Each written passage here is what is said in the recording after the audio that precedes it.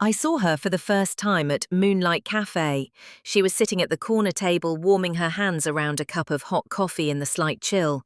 Her hair floated lightly in the air, and her eyes, blue, like the sea, yet somehow deeper, somehow sadder. I was the waitress there. When I took her order, she looked at me, just for a second, but that second stretched forever. "Vanilla latte, please," she said. But there was no hurry in her voice, as if she was just looking for an excuse to talk to me. The next day she came again. While carrying her coffee, I accidentally spilled some on the table. "Oh my God, sorry." I grabbed napkins in a panic, but she stopped my hand. Her fingers brushed my wrist. "It's okay," she said, smiling. "Your name?" "Sophia," I replied, my heart pounding. "I'm Emma," she answered. And then we both fell silent, as if something unspoken hung in the air. The next day, it was raining. The cafe was empty. Emma was the last customer. I saw her, standing in the rain, no umbrella, just waiting, maybe, for me. I grabbed my umbrella and walked to her. "Come with me," I said. She smiled and stepped closer.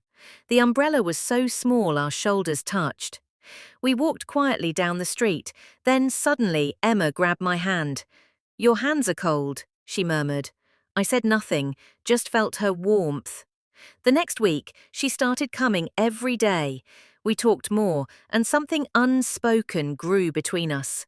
One day, as I handed her coffee, she lightly squeezed my fingers. I looked up. Her eyes held a question.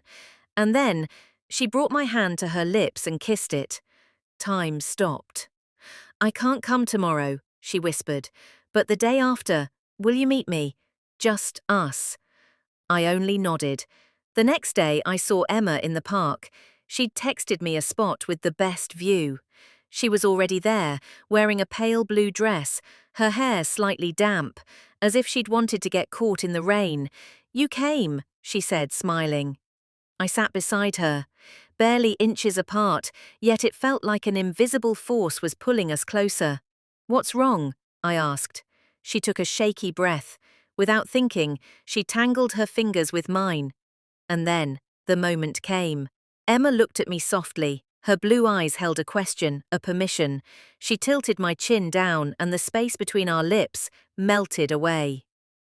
The first touch was feather light, then her lips pressed against mine. My breath stopped. Her warmth, her scent, everything spun around me. The kiss deepened. Her hand slid to my neck, and my fingers twisted into her hair, as if time had frozen. When we pulled apart, her breaths were ragged. She rested her forehead against mine and whispered, "I want to love